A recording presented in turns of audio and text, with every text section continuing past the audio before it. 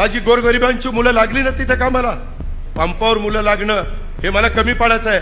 अरे पंपावरच पेट्रोल सोडून धीरूभाई अंबानी कोट्याधीश झाला, म्हणजे ते पण काही कमी पडायचं नाही.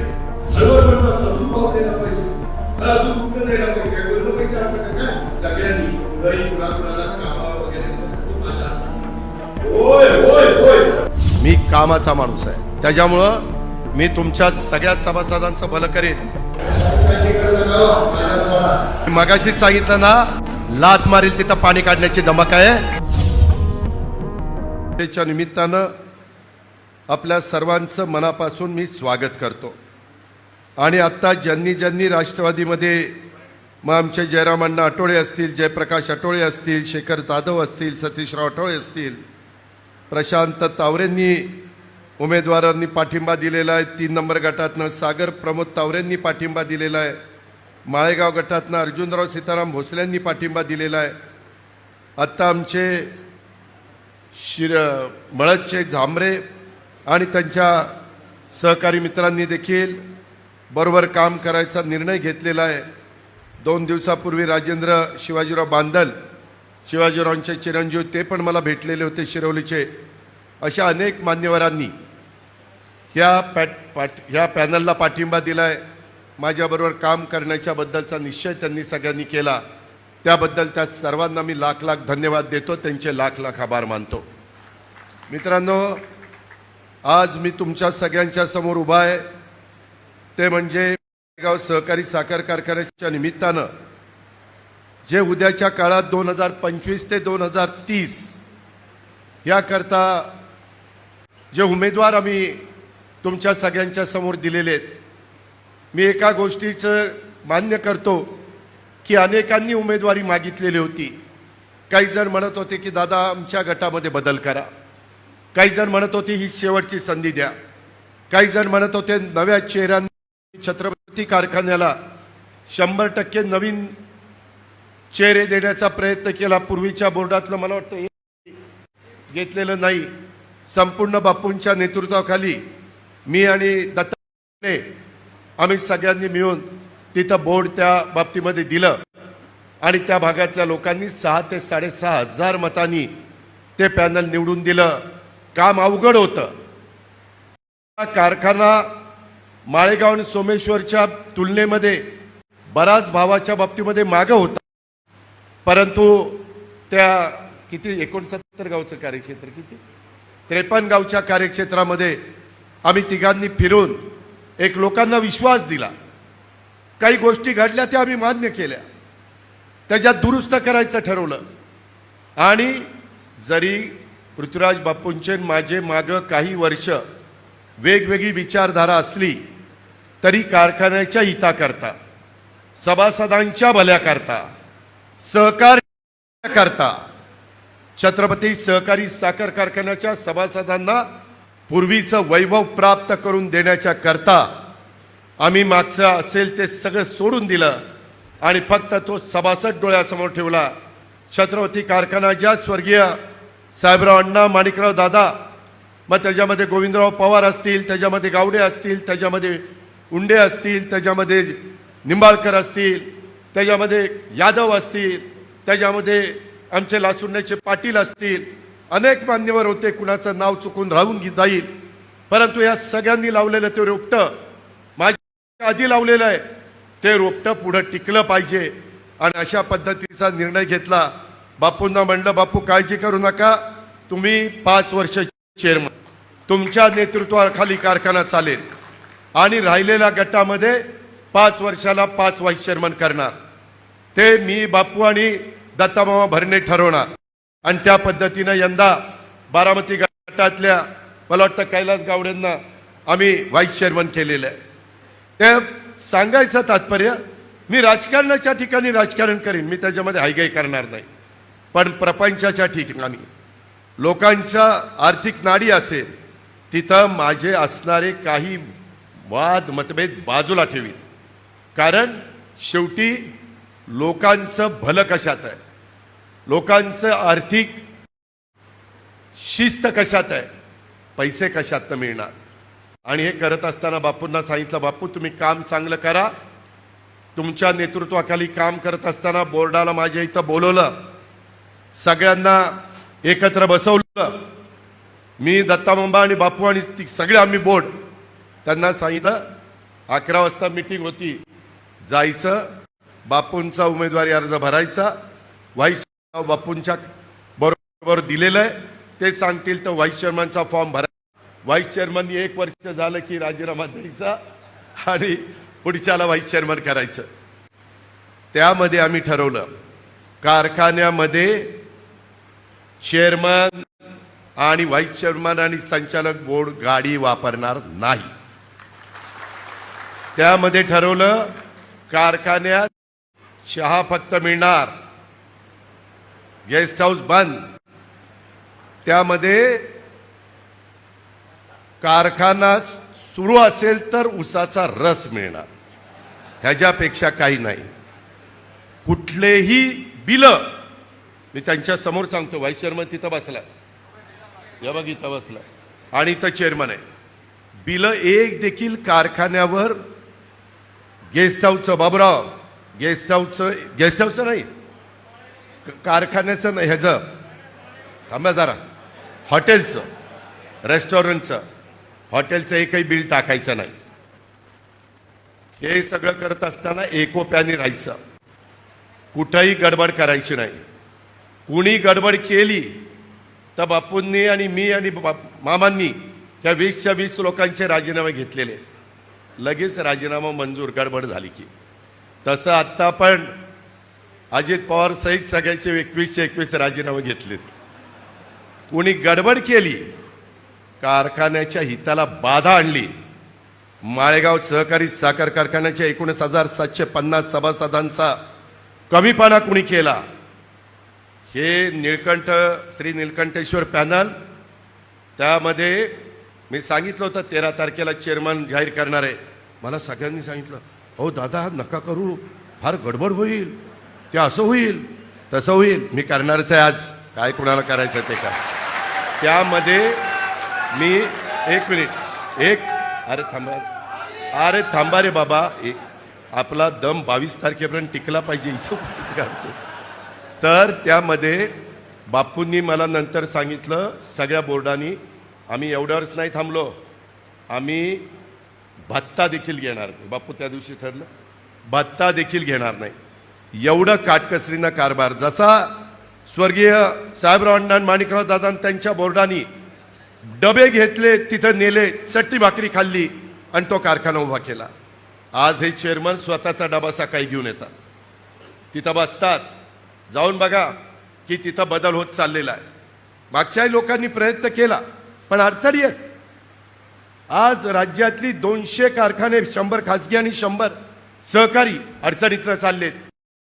त्यामध्ये बापूंना शब्द दिला होता, कुठली अडचण आली तर सांगायचं. बापू एक दिवस आले, म्हणले दादा फारच मोठी अडचण आली. म्हणलं काय झालं? म्हणले तोडणी वाहतुकीला पैसे द्यायचे, वेगवेगळ्या अडचणी आहेत आणि 37 कोटी रुपये पहिले पैसे दिल्याशिवाय बँक जरी अजित पवारांच्या ताब्यात असली, PDCC दिगंबर दुर्गाडे आणि Sunil Chandere chairman vice chairman, किंवा रणजित दत्तोबा आणि संभाजी आणि तिकडे दत्तामामन आप्पासाहेब संचालक असले तरी काही होत नाही. मी चेअरमनला विचारलं, चेअरमन म्हणले की दादा पहिले पैसे भरले पाहिजे. त्या MDला विचारलं, MDला मीच सांगितलं, CEOला, मी जरी तिचा डायरेक्टर नसलो तर एक देखील खास बाब करायची नाही, विशेष बाब करायची नाही असं सांगितलंय. MD म्हणले दादा तुम्हीच सांगितलंय, मी तुमच्यापाशी बाहेर गेलो नाही. यांनी सांगितलं 37 कोटी मधले फक्त 12 कोटी मी उभे करू शकतो. मग म्हणलं 25 कोटी पाहिजे. मी 5 मिनिटं विचार केला, नीट ऐका, माळेगावचं भलं करायचं असेल तर अजित पवारच करू शकतो. मी त्यामध्ये एकाला फोन केला आणि त्याला सांगितलं की मला कारखान्याला 25 कोटी रुपये पाहिजेत. तो म्हणला ठीक आहे देतो.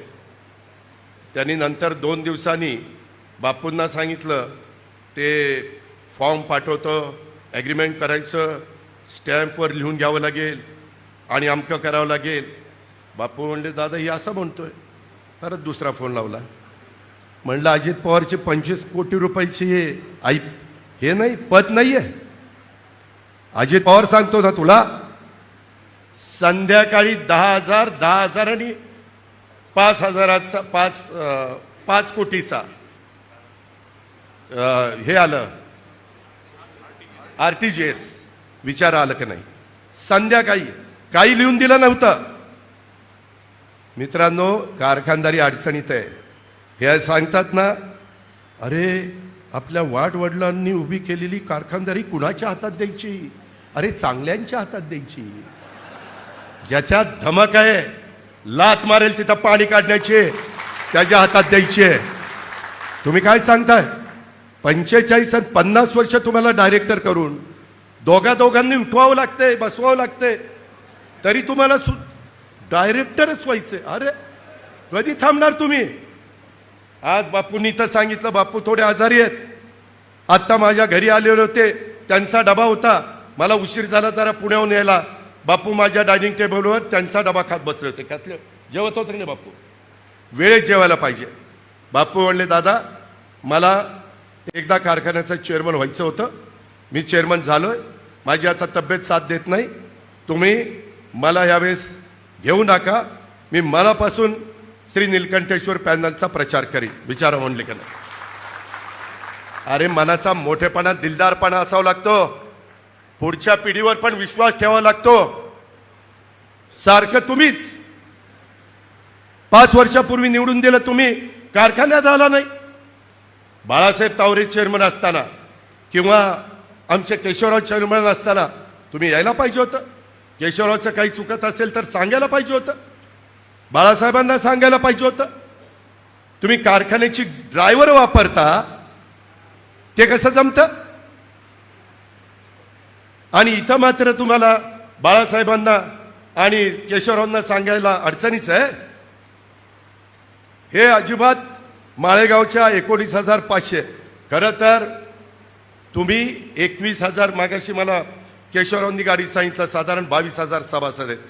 थोडे कमी, काहींचे ते 3 वर्ष का 2 वर्ष व्हावी लागतात, ती झाली नाही म्हणून त्यांना मताचा अधिकार नाही, पण 22,000 सभासद आहे. तुम्ही मला 8 वेळेला निवडून दिलंय आणि एकदा खासदार केलंय. मी काम करून दाखवलं, मी कामाचा माणूस आहे, मी कामाचाच माणूस आहे. पहाटे 5 वाजता उठून 5:45ला कुठला मायचा लाल वेगवेगळी कामं बघत असतो. काय माझं काम आहे? जनतेची कामं बघत असतो, जनतेचे प्रश्न सोडवत असतो. का पहाटे जातो की बारामतीकरांना किंवा इतर साईटवर, आता उद्या त्या माझ्या लिमटेकला कॅनॉल फुटलाय, ते ईडी गुडाले वगैरे सगळ्यांना म्हणलं तिथं या, तिथं मला बघायचंय कसं काम चाललंय, कारण कॅनॉल आता पालखीला सोडायचं आहे. अरे असे उंटावरून शेळ्या राखून कामं होत नाहीत, जीव ओतून काम करावं लागतं. आणि ह्यांनी काय सांगायचं? 5 वर्षात होत्याचं नव्हतं केलं, राज्याच्या उपमुख्यमंत्र्याला फॉर्म भरावा लागला. तुमच्या का पोटात दुखतंय? मी फॉर्म भरला ना. घटनेचे शिल्पकार डॉक्टर बाबासाहेब आंबेडकर यांनी कायदा संविधान दिलंय, त्याला अनुसरून फॉर्म भरला. हिम्मत होती तर ऑब्जेक्शन घ्यायचं होतं. माझी काय चूक आहे? मी प्रतिनिधी आहे ना ब वर्गाचा. ह्यांच्याकडे तर मी ब वर्गात 5 मतं मला होती, 5 संस्थेचं प्रतिनिधित्व मी होतो आणि त्यामध्ये आत्ता पॅनल दिलंय. माझी आपल्याला विनंती आहे, हे काय सांगताय? खासदारकी आमदारकीला बोलावून न्यायचं, तेव्हा वयाची अडचण नव्हती. वयाची अडचण तुम्ही वडीलधारी म्हणून आम्ही आपलं तुम्हाला आशीर्वाद मागितले, त्याच्यात वयाची अडचण. सूर्यकांतराव काय आशीर्वाद मागायला डॉक्टर चूक आहे का? तुम्ही सांगायचं होतं माझ्या वयामुळं मला जमत नाही, घरी या. मी घरी आलो असतो. उभा राहिल्यावर आम्ही कुणाच्याही दारात जाऊ ना. शेवटी आम्ही उमेदवार आहोत. आम्ही विरोधकांनाही नमस्कार करणार आणि जवळच्यांनाही नमस्कार करणार, कारण त्यांचं मत आम्हाला पाहिजे. दिलं दुधात साखर, नाही दिलं सांग भलं. त्यामध्ये आपल्या अन्नाच्या ताटात पाणी ओतलं तर चालेल का रे? कोण पाणी ओततंय? त्या अन्नाच्या ताटात जास्त अन्न टाकण्याची धमक अजित पवारांच्यात आहे. तुम्ही काय सांगता? त्याच्यामध्ये वाडवडिलांची सोनं नाणं मोडलं आणि कारखाना उभा केला. आता त्यावेळेस आमच्या आजोबांनी काटेवाडीला जमीन घेतली म्हणून तिथं सोनं नाणं मोडलं आणि जाचकांना तिथं आम्ही दिले आणि तो कारखाना उभा राहिला. इथं शेंबेकरांनी उभा केला, जाधवरावांनी उभा केला, त्याच्यामध्ये बाकीचे कोकरांनी उभा केला, त्याच्यामध्ये आपल्या भोंगळ्यांनी उभा केला, जगतापांनी केला, पोनकुल्यांनी केला, माधवराव गेनबा तावऱ्यांनी आणि आमच्या भालचंद्र तावऱ्यांनी केला, शंकरराव तावऱ्यांनी केला, करंदीकरांनी केला, त्या मुळीकांनी केला. त्यावेळेस ते व्हाईस चेअरमन होते मुळीक, तर त्यावेळेस ते होते म्हणून त्यांनी केला. आता करायचं म्हणलं तर आमची धमक आहे, ताकद आहे. आम्ही काय कारखाने उभे केले नाही काय? ते पण पोटात दुखते. त्यांनी कारखाने उभे केले. अरे एकीकडे म्हणता कारखाने मोडीत काढताय, पुन्हा म्हणताय ह्यांनी उभे केले. मी मागेही तुम्हाला सांगितलं, खाजगी कारखाने उभे करण्याची माझी अजिबात मानसिकता नव्हती. विलासराव देशमुखांनी सांगितलं आता इथून पुढे खाजगी कारखाने देणार, सहकारी बंद, भाग भांडवल बंद. आता राज्याच्या प्रमुखांनी तो निर्णय घेतल्यावर दौंडच्या विरुद्धावर जगदाळे, इंद्रजित जगदाळे, बाळासाहेब जगदाळे त्यांचा सहकारी साखर कारखाना होईना. बाळासाहेब म्हटले आपण नाना नवल्यांना देऊ. वीरधवन आणि इंद्रजित म्हणलं की आपण दादांना बरोबर घेऊ. त्यांनी मला आणि इतर सहकाऱ्यांना बरोबर घेतलं. आज कारखाना उभा राहिला. त्या भागातल्या लोकांचा ऊस जातो ना. जगदंबा कारखाना बंद पडलेला कारखाना 800-900 चालत नव्हता हो. तो कारखाना आता 17,000 चालतो. अरे धमक आणि ताकद असल्याशिवाय चालतो काय? सहकाराचं द्यायचंच नाही तर करणार काय? शेवटी त्या भागातल्या शेतकऱ्यांचा ऊस जातो ना. आम्ही तर आमचे कारखाने छत्रपती, माळेगाव, सोमेश्वर, फलटणवाल्यांनी दुसऱ्याला चालवायला दिले, आम्ही नाही दिले. आम्ही आमचे कारखाने स्वतः चालवतो. पृथ्वीराज बापू चालवतात, पुरुषोत्तम दादा चालवतात, केशवराव चालवतात. काय चुकलं? उगीच प्रत्येक वेळेस काहीतरी घोळून बोलायचं. आपलं आपलं आपलं सोनं नाणं, आपलं सोनं नाणं. आम्ही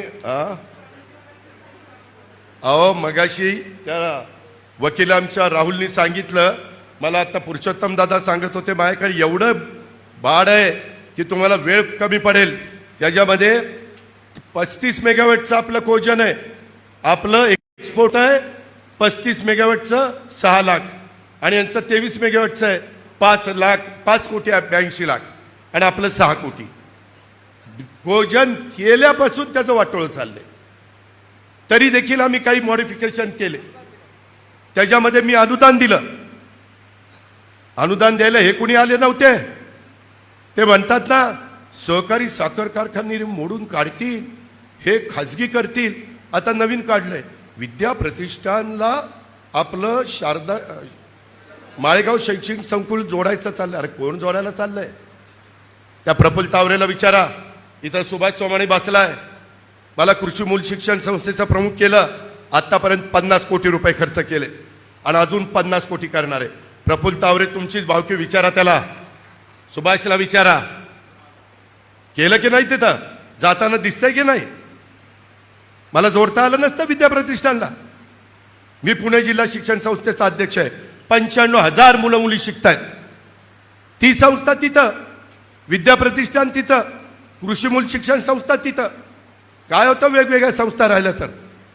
तुम्हाला आता मुद्दा राहिला नाही. काही खोटं नाटं सांगता, रेटून बोलायचं पण खोटं बोलायचं. समोरासमोर या ना. सांगतात 60,000 पोती विकली भिजली. चला आत्ताच्या आत्ता चला माझ्याबरोबर. कुणी मी आत्ता येताना एमडीला विचारलं पोतं भिजले का? म्हणलं खरं सांग. म्हणलं दादा अजिबात भिजली नाही. आणि काही पोती त्यामध्ये तिथल्या याला सांगितलं, काहींनी दम देऊन पोती भिजली म्हणून दे 60,000 पोती भिजली. अरे आपलं ते सगळ्यांचं आहे. एकट्या अजित पवारच्या बापाचं पण नाही आणि सभासदांच्या मालकीचं आहे. तुम्ही काही पण उठवता. पोती भिजली, अमकं झालं तमकं झालं आणि सहकार संपवायला निघाले. अरे जो माझ्यावर आरोप करतो ना त्याला सांगायचं अरे सहकार संपवायला निघाला असतो तर खरेदी विक्री संघाचा चेअरमन, व्हाईस चेअरमन, संचालक बोर्ड बसलाय. माझ्या नेतृत्वाखाली संस्था चालायला लागल्यापासून बाबराव आता येताना मेडच्या तिथला पंप बघा, जाता येता दिसतोय, तो कुणाचा आहे? खरेदी विक्री संघाचा आहे. दुसरा पंप आमच्या MIDC मध्ये खरेदी विक्री संघाचा. त्यांना CNG गॅस नव्हता, दिला की नाही? CNG गॅस तर दोघांना दिला. माझी मार्केट कमिटी टिकली पाहिजे. मार्केट कमिटीचे तर किती पंप काढले, तिकडं सुप्याला काढला, तिकडं मेडदला काढला, तिकडं उंडवडीला काढला. मला सहकार टिकवायचं नसतं तर मी पंप काढले असते का? काही का होईना माझी गोरगरिबांची मुलं लागली ना तिथं का? मला पंपावर मुलं लागणं हे मला कमी पडायचं आहे. अरे पंपावरच पेट्रोल सोडून धीरूभाई अंबानी कोट्याधीश झाला, म्हणजे ते पण काही कमी पडायचं नाही. कुठलंही काम करणं कमीपणाचं वाटून घेऊ नका. पडेल ते काम करण्याची आपली तयारी असली पाहिजे. त्याच्यातून आपण त्या ठिकाणी सोनं निर्माण करू. आज मार्केट कमिटी, मी आपल्या दूध संघावर येतो. आधी दूध संघ खाजगी एवढ्या संस्था निघाल्या. दूध संघाला मी किती कोटी रुपये देतो? नंदन पशुखाद्याचा कारखाना करायला 45 कोटी रुपये राज्य सरकारकडनं मी तिथं देतोय. मला सहकार मोडायचं असतं तर मी दिले असते. 45 कोटी कशाला म्हणतात? अरे काय गप्पा मारता? अजित पवार सहकार मोडायला निघाला. मधी रेट कमी झाले कोजनचे, 1.5 दिला तुम्हाला, त्याच्यातनं जवळपास 7 का 8 8.25 कोटी रुपये मिळाले. 100 रुपये भाव तुमचा वाढला, टनाला 100 रुपये भाव वाढला. हे अजित पवारनी करून दाखवलं. मला मंत्रिमंडळाने साथ दिली. आणि हे काय सांगतात? अरे मी उद्याच्या 5 वर्षामध्ये असा कारखाना चालवणार आहे. मी कुठल्याही खरं तर जे संचालक झाले नाही, किरण तू स्वतःला धन्यवाद दिले पाहिजे, राहुल तू पण धन्यवाद दिले पाहिजे. यावेळेस संचालक हातात काही ठेवलेलं नाहीये. गाडी वापरायची नाही, गेस्ट हाऊसला चहाशिवाय काही प्यायचं नाही, चहाशिवाय काहीच प्यायचं नाही. चहा आणि पाणी आणि फार तर ज्यूस. आणि मी कुणी चुकलं तर काय करतो महाराष्ट्राला माहिती. एखाद्याला नाही निवडून यायचं म्हटलं तर मी काय करतो हे पुरंदरनी पण बघितले आणि शिरूरनी पण बघितलेलं आहे. त्यामध्ये आपल्याला सांगतो, या संचालकांना कुठलाही, मी आत्ता सांगितलं खरेदी विक्री संघाचं राहिलं बाबूराव, नाही मार्केटचं. मार्केटला पहिलं सुनील तुझ्या चेअरमनच्या वेळेस किती कोटी रुपये दिले? त्या 45 कोटी का किती? 42 कोटीचं pre cooling unit, cold storage, ते सगळं उभं राहिलं की नाही? आणि आता ह्याला किती दिलेत? मार्केट कमिटीला भव्य शैक्षणिक संकुल उभं करायला, व्यापारी संकुल 50 कोटी रुपये दिलेत, मार्केट कमिटीच्या अकाउंटला आले. अरे अजित पवारला सहकार मोडायचा असता तर 50 कोटी दिले असते, त्याच्या आधी 45 कोटी दिले असते, एवढे पेट्रोल पंप दिले असते. काय उचलले जीभ लावली टाळ्याला? उगीच वडीलधारी आहे म्हणून आम्ही आदर राखतो, काही बरायला लागलं काय? काही सांगताय? जारगडवाडीला किती एकर जागा घेतली? 26 एकर जागा घेतली. तिथं आता जनावरांचा बाजार तिथं भरवणार आहे. ते सगळं कसं उभं करतोय बघा. सुप्याला 18 एकर जागा घेतली, त्यालाही पैसे दिलेत. तुम्ही काळजी करू नका. तुम्ही माझ्या हातामध्ये 91ला जबाबदारी दिली. जोपर्यंत माझे हातपाय हलतात ना तोपर्यंत तुमचं भलंच करीन, बाकी काय करणार नाही. आणि माझ्या एवढं ज्या दिवशी मला वाटेल की आता जास्त उजवा उमेदवार बारामतीकरांना मिळाला, त्यावेळेस माझं मी बाजूला जाईन. एक मिनिट. त्याच्यामुळं तुम्ही ती काळजी करू नका. आणि कामगारांना मला सांगायचं आहे, जे काही प्रश्न बाळासाहेबांनी प्रश्न सोडवलेत, केशवरावांनी प्रश्न सोडवलेत, काही जणांचं दुखणं आहे, काही गटतट आहेत, काही गावामध्ये एकाचा गट दुसऱ्याचा गट. आता काही ठिकाणी मी जिल्हा परिषद दिली, जिल्हा बँक दिली, साखर कारखाना दिला, तरी देखील अजून द्या. अरे दुसऱ्याला देऊ द्या ना, काय बिघडलं त्याच्यामध्ये? आणि ज्यांना मिळालं नाही त्यांच्याकडे आहे ना माझ्याकडे संस्था, खरेदी विक्री संघ आहे, दूध संघ आहे, मार्केट कमिटी आहे, त्याच्यामध्ये बारामती बँक आहे, त्याच्यामध्ये खरेदी विक्री संघ आहे, खूप काही संस्था आहेत. तुम्ही काळजी करू नका. तुम्ही फक्त इथं आहात ना, इथं बसलेले त्यांनी सगळ्यांनी नीट इमानीद्वारे पॅनल टू पॅनल गब्बशी ह्याचं काम केलं ना. तुम्हाला मी सांगतो, बापूंचं जसं पॅनल प्रचंड मतांनी निवडून आलं ना, तसं आपलंही पॅनल निवडून येणार आहे प्रचंड मतांनी. पण सगळ्यांनी पॅनल टू पॅनल, तुम्ही या 20 लोकांकडे बघू नका, ह्याच्याकडे बघा, माझ्याकडे बघून तुम्ही मतदान करा. आणि तुमचा चेअरमन देखील मीच होणार आहे. मला म्हणत होते ना की जाहीर करू नका, जाहीर करू नका, चेअरमन मीच होणार आहे. मी पण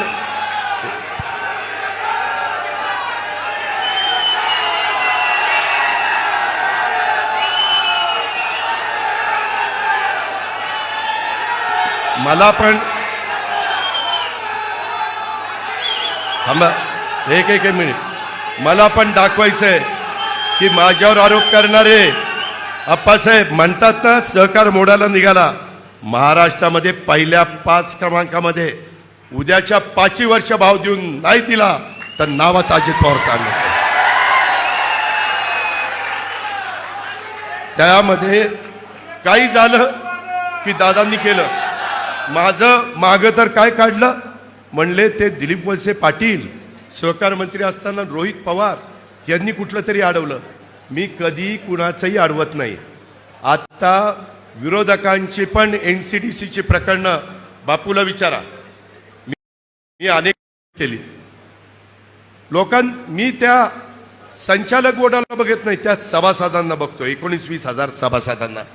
आणि ते म्हणतात ना, दादानी का फॉर्म भरला? अरे 20-22 हजार सभासदांच्या घरात 5-5 जण धरली तरी 22×5 110, 1.25 लाख लोकांचा प्रपंचाचा प्रश्न आहे ना. मी ज्यावेळेस तुमच्या विधिमंडळामध्ये प्रतिनिधित्व करतो त्यावेळेस तुमच्या प्रपंचाच्या बद्दल मी लक्ष द्यायला नको? माझ्या इंदापूर बारामती तालुक्याकरता पृथ्वीराज जाचकांच्यावर जबाबदारी सोपवली, ते त्यांना पाहिजे ती सगळी मदत मी करणार आहे. इकडं आता पुरुषोत्तम दादा आहे, तिथं काय अडचण येईल तर तिथं मी त्यांना मदत करतो. महाराष्ट्राला मदत करत असताना माझं काय झालंय, माळेगाव कार्यक्षेत्र 37 गावाचं हे नेमकं बारामतीच्या हार्ट ऑफ दी मधल्या भागात आहे. इकडं कठीण पूल, इकडं डोलेवाडी, गुणवडी, बारामती, तिकडं ती जिरादवाग्यातली गावं, त्यांच्या इथं तरी 60% इंदापूर आहे आणि 40% बारामती. त्या बाबाकडं पुरुषोत्तम दादाकडं अख्खा पुरंदर तालुका आहे, अख्खा पुरंदर तालुका, खंडाळा तालुका आहे आणि पाडेगाव फलटणचं आहे. आणि बारामतीचं कठीण पुलापासून आपलं शिरसनं आणि निंबूतपर्यंतचा भाग आहे. त्याच्यावर तिथं पण पूर्ण बारामती नाही आहे, इथं पण पूर्ण बारामती, इथं मात्र पूर्ण बारामती आहे. त्याच्यामुळे मी बारामती, आज मला कोण ओळखतात? बारामतीचा आमदार म्हणून ओळखतात. उद्याच्याला बारामतीचा आमदार माळेगावचा चेअरमन असल्यावर साखर आयुक्त कुठलं काम आपलं अडवल? कुठलं काम अडवल? 10 जणांना तर मंत्री मी केलंय, खाती मी वाटलीत. आता तर मी वाटली ना, मागचं काढत नाही. 41 लोकांना निवडून मी आणलंय. तुम्ही माझा तालुका सांभाळला त्यावेळेस मी महाराष्ट्रात फिरलो. अहो नुसतं तिथं मी चेअरमन आहे म्हणल्यानंतर MDला पण सांगेन, खातेप्रमुखांना सांगेन, अजिबात वेडवाकडं चालणार नाही. आणि ज्या कामगारांचं मागचं राहिलंय त्या कामगारांना मी जाहीरपणे सांगतो, माझी चेअरमनशिप होऊ द्या, तुमचं सगळ्यांचं योग्य पद्धतीनं काम मार्गी लावेल. मी दुजाभाव करणार नाही. कारखान्याचा ऊस नेताना ह्याचा आधी त्याचा नंतर असं होणार नाही. जर कुणी डायरेक्टरनी चूक केली तर तो डायरेक्टरचा त्या दिवशी शेवटचा दिवस. तुम्ही म्हणाल कसं? ते असं, ह्या पुरुषोत्तम दादाकडे एक डायरेक्टर चुकला, मी त्याला राजीनामा द्यायला लावला, विचारा. त्या जागी दुसरा घेतला, त्याला व्हाईस चेअरमन केला. मी नुसता बोलत नाही शंकर, मी करून दाखवतो. लक्षात ठेवा, माझी तुम्हाला सगळ्यांना हात जोडून विनंती आहे, मी फक्त माळेगाव करता तुम्हाला मदत मागत नाही. माळेगावची तर मदत तुम्ही द्याच, परंतु कुठलंही काम असेल, तुमच्या घरात कुणी ना कुणी राज्य सरकारमध्ये नोकरीला आहे, कुणाची बदली असती, कुणाचा दवाखान्याचा खर्च करायचा असतो, कुणाची ॲडमिशन असती. आत्ता एक भगिनी माझ्या इथे होती, मी तिचं नाव घेत नाही, बारामतीची, तिला एक जण त्रास देतो. म्हटलं तू घरी जा, जो त्रास देतो उद्या सकाळी त्याचा फोन येईल, माफी मागतो की नाही. मी त्याला माफीच मागायला लावीन. माझ्या पंढऱ्याला विचारा, कुसाळकर बंधू आपले डायरेक्टर होते, माझ्या काहीतरी 50,000 रुपये घेतले होते त्यावेळेस, मी परत करायला लावले पैसे, खरेदी विक्री संघातच परत दिले. नोकर भरतीमध्ये 1 रुपया देखील कोणी, माझ्याशी गाठ आहे, माझ्याशी डायरेक्टर बोर्डापैकी कुणी. तुम्ही म्हणाल किरण बरं झालं डायरेक्टर नाही झालो, ह्याच्या बरं झालं डायरेक्टर नाही झालो. ह्या पद्धतीने यांना सगळ्यांना वागवणार आहे. कुणालाही गाडी नाही, ड्रायव्हर नाही, काही नाही. कामं देत असताना पारदर्शकता, ऑनलाईन टेंडर, ऋषी ऑनलाईन, सागर ऑनलाईन. ऋषी सागर तुम्ही खुश झाला असाल, तुम्ही मागितलं होतं. अशा डायरेक्टर होऊन काय चालायचंय? ते अजित पवार हातवर करा की हातवर, खाली की खाली, तसं काही मानणार आहे. मला ज्यावेळेस पहिल्यांदा तुम्ही 91 साली PDCC बँकेचं डायरेक्टर केलं आणि नाना नवले, थोपटे साहेब, थिटे साहेब, बापना साहेब, भुये भेगडे साहेब, ह्या सगळ्यांनी मला चेअरमन करायचं ठरवलं. साहेब म्हणले अरे त्याला काही माहीत नाही, 1 वर्ष अनुभव घेऊ द्या. साहेब म्हणले, ते म्हणले नाही नाही करा, साहेब मुख्यमंत्री, आणि त्याच्यामुळे हे म्हणले करा. केल्यानंतर त्या दिवसापासून जी बँकेत शिस्त लावली ती आजपर्यंत लावली. आज तुमची बँक, माझ्या शेतकऱ्यांच्या मालकीची बँक 75 कोटी रुपये नफ्यामध्ये चाललेली. तुम्हाला 0% व्याज, 0% व्याज द्यायला 11 ते 12 कोटी बाळासाहेब नफ्यातनं चंद्रराव काढायला लागतात. कारखान्याचा भाव आपल्या बरोबर आणायचा, काय येडी का खुडी राही राव, लयच बाद झाली ती. काही पण तुम्ही बोलायला लागलं राव, असं नाही. मी ते सूतगिरणीचं काढलं, सूतगिरणी माझ्या काळात नाही झाली, मी राजकारणात यायच्या आधीची सूतगिरणी आहे. उगीच त्याची खापर माझ्यावर फोडू नका. त्यामध्ये छत्रपती शिवाजी महाराजांचं रिनोव्हेशन पुतळ्याचं केलं ना. का केलं? तिथं मालवणला राजकोट म्हणून आहे, मी परवाच त्याची मीटिंग घेतली, पेपरला तुम्ही वाचला असेल. तिथं जवळपास मी आता 65 कोटी रुपये खर्च करून तिथं खूप चांगलं गोष्टी करून देतोय सरकारच्या वतीनं. मी करतोय म्हणजे काय माझे पैसे नाही, सरकारचे, परंतु निर्णय आम्ही घेतला. तसं शिशिर धावडे यांना विचारलं, त्यांनी सांगितलं कॉलम, जॅकेटिंग, बीम सपोर्टसाठी ISMB 200 वापरा, स्लॅब ग्राउटिंग करा, बीम स्लॅबला इपॉक्सी पेंट करावं लागेल. जयप्रकाश माने म्हणले कॉलम, बीम, स्लॅब आणि इतर यांची ताकद स्ट्रेंथ कमी झाली आहे, त्यामुळं कोणती ट्रीटमेंट करणं योग्य नाही. पुतळा फाउंडेशन डिमॉलिशन करून पुन्हा करा. अनिकेत पाटील, नवीन फाउंडेशन करणं सुचवलं. SG साळुंके, जॅकेटिंग स्ट्रेंथ ट्रीटमेंट करणं योग्य नाही, त्यामुळं पुतळा स्ट्रक्चरला स्ट्रेंथ येणार नाही. पुतळा फाउंडेशन डिसमेंटल करून नवीन फाउंडेशन करावं. ह्या सगळ्यांनी हा रिपोर्ट दिला. उद्या मालवणसारखं जर काही झालं असतं, होऊ नये. हिंदवी स्वराज्याचे संस्थापक छत्रपती शिवाजी महाराज हे आपलं दैवत आहे. 18 पगड 12 बलुतेदारांना घेऊन हिंदवी स्वराज्याची स्थापना, रयतेचं राज्य त्यांनी केलं. त्याच्यामुळं 40-41 वर्षापूर्वी उभा केलेला पुतळा, ज्यांनी केलेलं त्याचं अनावरण, मला वाटतं वसंतदादा पाटील साहेब त्या कार्यक्रमाला आले होते, आदरणीय पवार साहेब त्या होते, आणि त्यामुळं ते करणं गरजेचं होतं. उद्या पुन्हा काही झालं असतं तर पुन्हा यांच्या नावाने खडी फोडली असती. बघा कसं केलं, महाराजांना पाडलं, काही केलं असतं. आपण काळजी घेतली. आपण जबाबदारी त्या ठिकाणी स्वीकारली आणि ह्या पद्धतीनं केलं. मला तुम्हाला सांगायचं आहे की त्या MD बद्दल पण काहीतरी सांगितलं. MD 3 ठिकाणी म्हणले कारखाने बंद करून आले. माझ्याकडे रेकॉर्ड आहे. तो MD आहे ना, त्यांनी आपल्या इथं पूर्णा सहकारी साखर कारखाने 3 चालवले. 18 मेगावॉटची वीज निर्मिती केली. गंगाखेड देशात पहिला प्रकल्प इन्सिनेशन बॉयलर त्यानं उभा केला. कोजन इंडियामध्ये त्याने काम केलं. डेक्कन शुगर इन्स्टिट्यूटचं लाईफ मेंबर. त्याच्या कारकिर्दीत कुठलाही कारखाना बंद पडला नाही. उलट आपला माळेगाव कारखाना उत्तम पद्धतीनं चाललेला आहे. स्टॉपेजेस केशवराव ह्या काळामध्ये तुमचे कमी होते.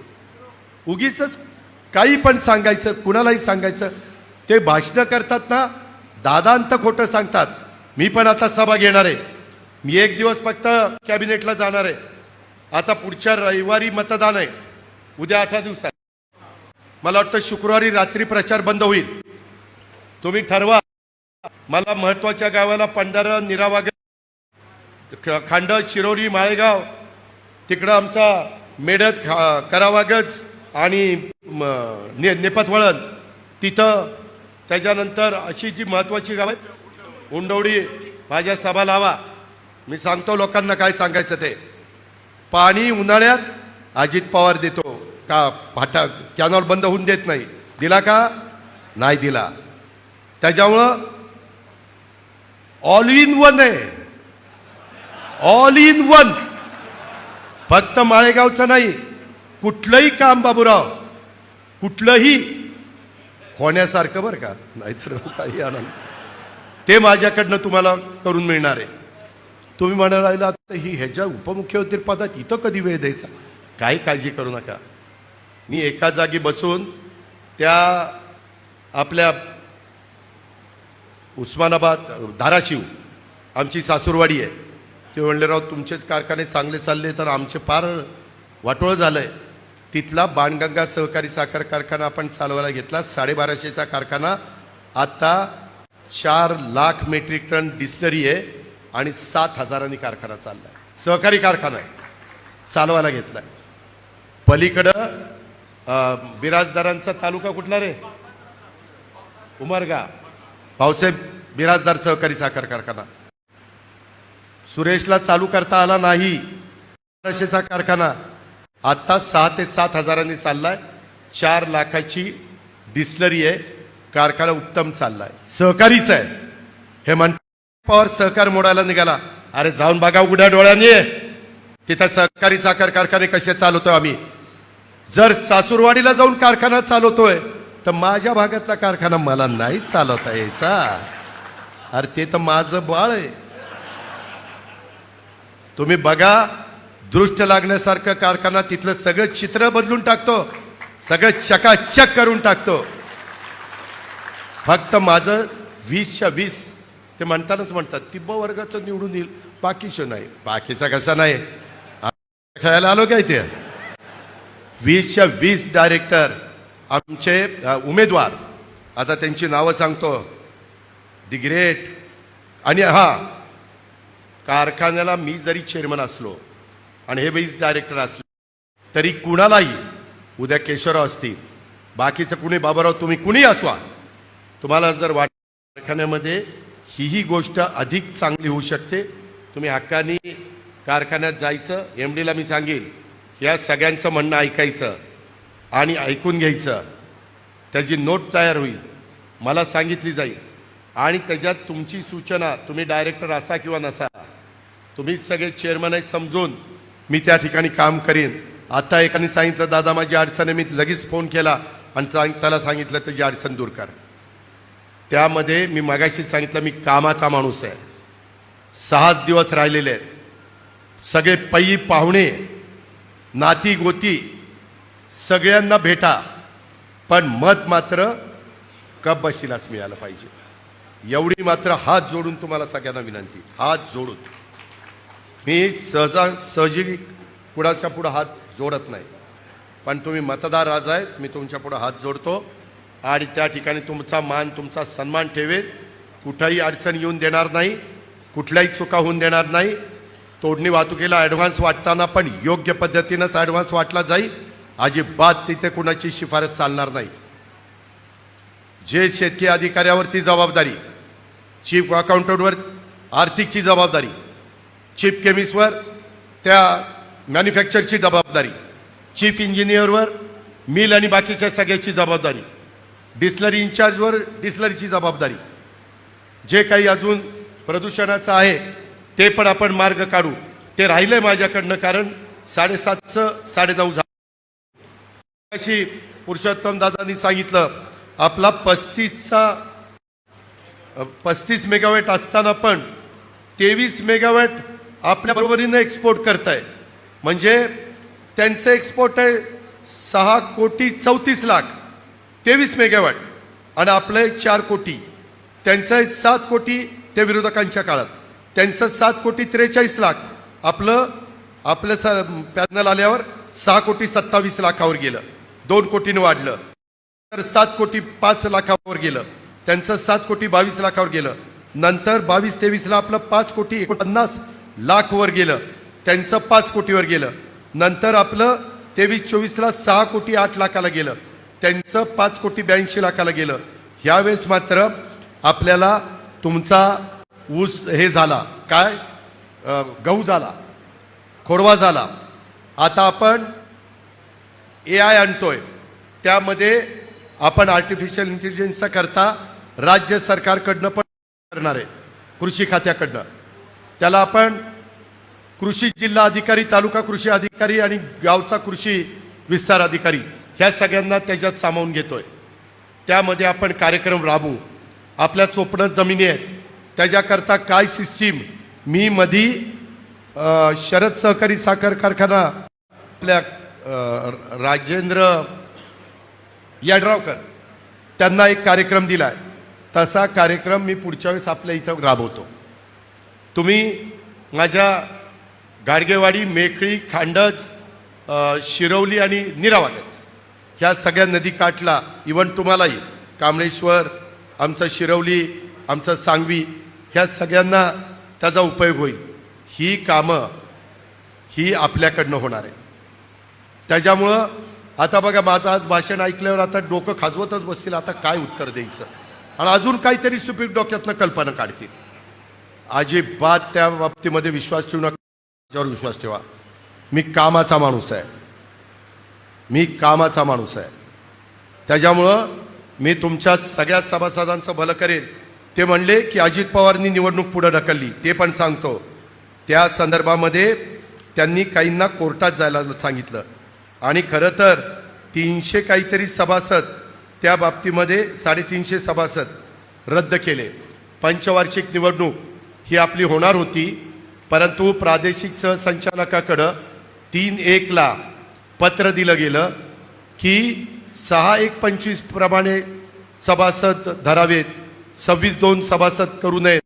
त्यामुळे 351 मतदार यादीतील 351 सभासद रद्द झाले. याबाबतचा निर्णय दिला. काय 350 सभासद त्यांचा मताचा अधिकार काढून ह्यांना काय मिळालं. आणि ह्यामध्ये 14/1/2025ला मतदार याद्या जमा केल्यानंतर प्रादेशिक सहसंचालक यांनी दिनांक 21/1/2025ला अधिसूचना प्रसिद्ध केली.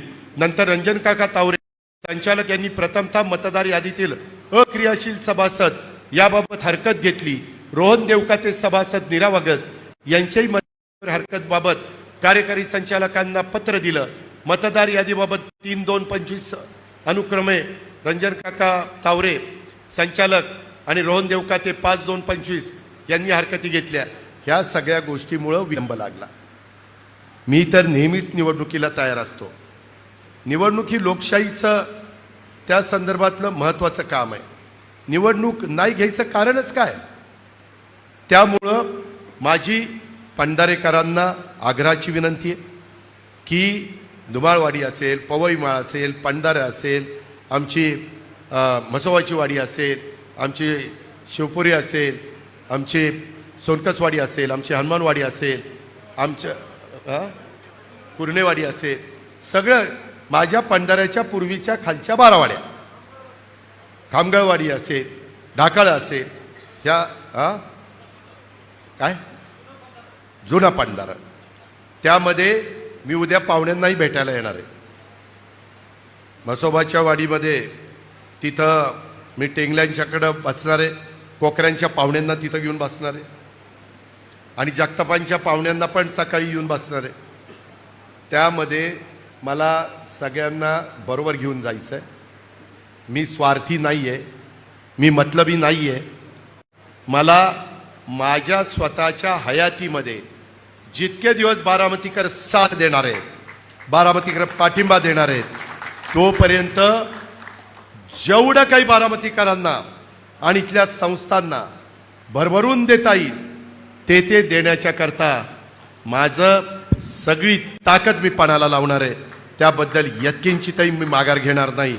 आणि त्यामुळं तांबरे बाबा एकच दादा, तर त्याकरता श्री नीलकंठेश्वर पॅनलच्या संचालक बोर्डाला 5 वर्षाच्या करता 5 वर्ष अजित पवारला तिथं चेअरमन होण्याकरता ही बोर्ड आलं पाहिजे, तर मी चेअरमन होणार आहे.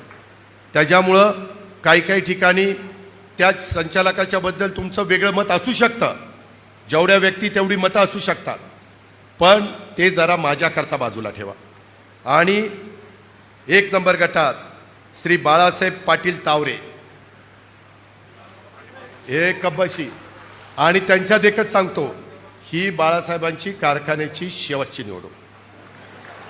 पुढच्या 5 वर्षांनी बाळासाहेबांना उमेदवारी नाही, आत्ताच फायनल करून टाकलं.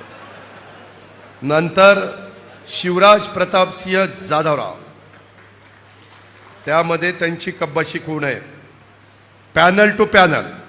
नंतर राजेंद्र सखाराम बुरुंगले, त्यामध्ये त्यांची कब्बशी खूण आहे.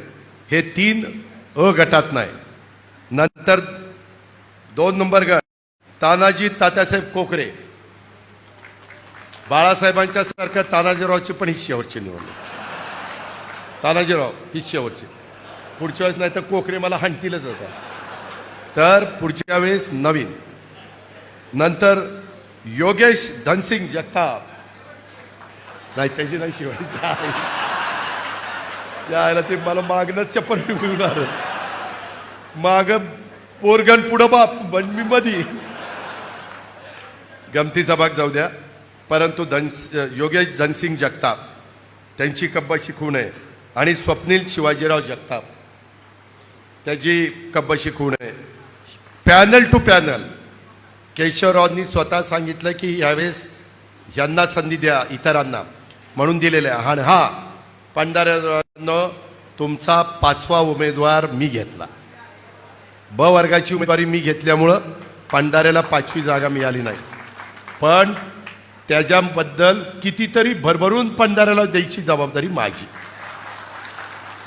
मग पुढच्या वेळेस असं म्हणाल आमच्याकडे 2 नाही दिले तरी चालतील, एवढं भरभरून दिल. गमतीचा भाग जाऊ द्या, पण त्यामुळं तुम्हाला 4च उमेदवार. नंतर 3 नंबर गटात गणपत चंद्रराव खलाटे, गणपतरावांना कब्बशी खूण आहे काबळेश्वरचे. त्याचबरोबर विजय श्रीरंग तावरे, त्याची कब्बशी खूण आहे, सांगवी, केमिकल इंजिनियर आहेत. आपले गणपतराव BSc DBM आहेत, बरेचसे क्वालिफाईड आहेत. मी आता सगळ्यांचं शिक्षण सांगत बसत नाही. वीरेंद्र अरविंदराव तावरे, त्या संदर्भामध्ये वीरेंद्रची जमीन जरी कमी असली तरी तुम्ही बाकीचे काळजी करू नका. मी मगाशीच सांगितलं ज्या तालुक्यामध्ये ज्या गावामध्ये प्रतिनिधित्व मिळालं नाही तिथली जबाबदारी माझी, मी ह्यात सगळ्यांना. आणि तुम्ही 20च्या 20 लोकांनी आणा. ऐका, मी हे जे सांगतोय ना, उद्या भरतीच्या वेळेस हो की चूक करायचं नाही. त्याच्यामध्ये तुमच्यापुरते काही जागा तुम्हाला देईल, परंतु बाकीच्या सगळ्या ह्या लोकांच्यावर मी भरोसा ठेवलेला आहे, त्यांनी माझ्यावर भरोसा ठेवलेला आहे. त्याला कुठेही तडा जाऊन द्यायचा नाही आपल्याला. ह्या पद्धतीनं 5 वर्ष काम आपण करू. पुन्हा म्हणतील बघा हुकुमशाही हीच सगळं करायला निघालाय, ही नुसती 20 नावालाच घेतली, म्हणजे सगळीकडनं ते चोराच्या उलट्या असतात ना, तेच चाललंय. तसं काही नाही. शेवटी तुम्हाला विश्वासात घेऊन मी करणार आहे. त्या गावांना आता शिरवलीला पण मला जागा देता आली नाही, परंतु मी बारामती बँकेत शिरवलीला, रणजितला आणि गणवटला 2 डायरेक्टर केलेले. मला बाळासाहेबांना बाकीच्यांना सांगायचं, मी भेटणार आहे, त्यांना सांगणार आहे. असं नाराज होऊ नका. त्यामध्ये तुम्ही बाकीचं जिथं संधी देतो त्याचा काहीच विचार करत नाही. थोडंसं मला 37 गावात 20 उमेदवार निवडायचे अडचण होती, ही गोष्ट लक्षात घ्या. त्यामध्ये 4 नंबर गटात प्रताप जयसिंग आटोळे आणि सतीश जयसिंग फाळके ह्या दोघांची कब्बाशी खूण आहे. पॅनल टू पॅनल कृपा करून मतदान त्या बाबतीमध्ये करा. 5 नंबर गट अविनाश गुलाबराव देवकाते आणि जयपाल निवृत्ती देवकाते. ह्यामध्ये यावेळेस आपण थोडा बदल केलेला आहे. ह्या दोघांना माझ्या निरावागस गटात उमेदवारी दिलेली. कप्प बशी ही खूण आहे. नंतर बारामती गटात नितीन सदाशिव सातव आणि सोमनाथ गावडे. त्याच्यामध्ये ऋषी आणि बाकीच्या सगळ्यांना मी धन्यवाद देईल. त्या सगळ्यांनी मनाचा मोठेपणा माझ्याकडे बघून आज सगळे उपस्थित आहेत. आणि ह्या दोघांना कब्बशी जरा ढवाण कंपनीच्या मनात आहे, किंवा बारामती बँक असली तरी सातव, कारखाना असला तरी सातव, तिचा नगरपालिका असली तरी सातव. आता मी जरा दुरुस्त करू, पुढच्या वेळेस ढवाणांना पण संधी देतो, काळजी करू नका. त्याचबरोबर आमच्या महिला संगीता बाळासाहेब कोकरे, संगीताताईंची ही शेवटची, बाळासाहेब संगीताताईची शेवटची. त्याच्यावर आमच्या संगीताताईंना निवडून द्या. आणि ज्योती मच्छिंद्रनाथ मुलमुले ही आमची भगिनी आहे, हा गावड्यांची, म्हणजे करावागतची मुलगी, आणि सॉरी मेडद आणि करावा काहीतरी ते आहे.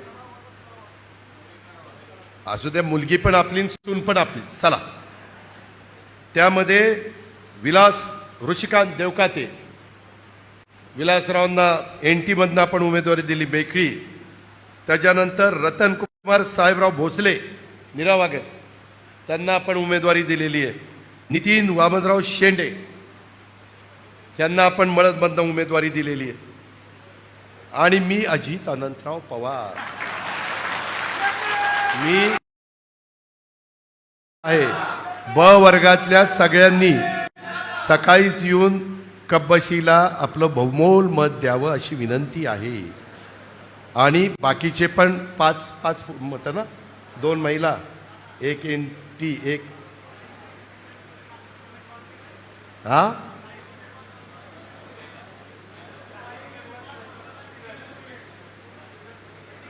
हा काही ठिकाणी मागं मला अनुभव आहे, काही भागामध्ये काही निवडणुका मी बघितल्या, सिंगल वोटिंग सॉलिड, जर सॉलिड फुली काउंटिंगला 20 उमेदवारांच्या मध्ये जशी दिसली तर त्यांनी सांगितल्याशिवाय सॉलिड फुली मिळूच शकत नाही. ती मिळाली तर त्याला नोकर भरतीमध्ये एक देखील जागा देणार नाही. त्याचं काही मी ऐकणार नाही, तो असून नसल्यासारखा होईल. त्यामुळं आणि त्याचा राजीनामा पण मंजूर करीन, त्यामुळं 20च्या 20 लोकांनी आणि त्यांच्या पाठीराख्यांनी, त्यांच्या हितचिंतकांनी, त्यांच्या नातेवाईकांनी, त्यांच्या सहकाऱ्यांनी कृपा करून पॅनल टू पॅनलच मतदान करा. सिंगल वोटिंग घेऊ नका. जिथं सॉलिड मत म्हणजे 3 आहे तिथं 3च फुल्या द्या, 2 आहेत तिथं 2च फुल्या द्या, आणि 1 आहे तिथं 1च फुली द्या. असं कृपा करून करा. माळेगावकरांनो, सभासदांनो, महाराष्ट्रामध्ये जर कुठला सहकारी साखर कारखाना उद्याच्या काळामध्ये, आता तर अग्रगण्य आहेच, त्याबद्दल केशवराव बाळासाहेब आणि तुमच्या सगळ्या संचालक बोर्डाचं अभिनंदन, त्याबद्दल तुमचं कौतुकच आहे. पण पुढं पण हे सातत्य आपल्याला टिकवायचं आहे.